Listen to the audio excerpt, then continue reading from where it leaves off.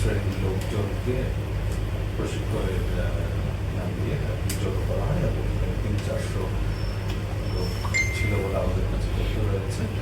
এই সংবাদ পাওয়ার পরে গত 13 জুলাই আমরা দুজনকে আটক করি, যিনি এই কনভেনশন হলটা বুকিং দিয়েছিলেন এবং তাদের যে কাছে প্রাপ্ত তথ্য অনুযায়ী ইতিমধ্যে এই ঘটনার উপর ভিত্তি করে ভাটারা থানায় একটি সঞ্চয় বিরোধী মামলা দায়ের করা হয়েছে।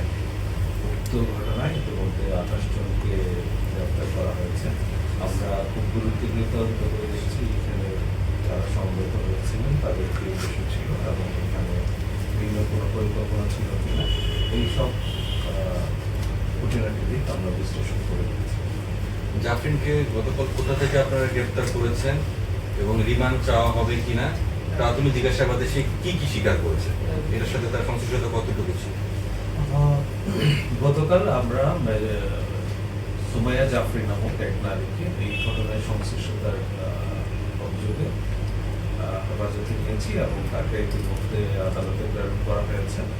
আমরা তার সাথে বিস্তারিত কথা বলে বিষয় জিজ্ঞাসাবাদে তার সংশ্লিষ্টতা এবং অন্যান্য বিষয়গুলো জানার চেষ্টা করব। এখন পর্যন্ত একটু বলেন, তার পরিচয় কি আসলে, তার ভূমিকা কি ছিল এই যে ষড়যন্ত্র করা হলো রাষ্ট্রপতি, কি ধরনের তার ভূমিকাটা কি ছিল আসলে, তার পরিচয়টা নেই? এটা আমরা খতিয়ে দেখছি তার সংশ্লিষ্টতা কি এবং এখানে কারা কারা ছিল তাদের উদ্দেশ্যটা বা কি ছিল সেই বিষয়গুলো তদন্ত। এখন পর্যন্ত এই মামলায় কতজনকে গ্রেপ্তার করা হয়েছে এবং নতুন কোনো তথ্য পেয়েছেন কিনা এই ষড়যন্ত্রের ব্যাপারে? এখন পর্যন্ত এই মামলায় 28 জনকে গ্রেফতার করা হয়েছে। মানে বিস্তারিত যাদেরকে গ্রেফতার করেছেন তাদেরকে জিজ্ঞাসাবাদের পরে কোনো নতুন কোনো তথ্য আসলে পেয়েছেন কিনা?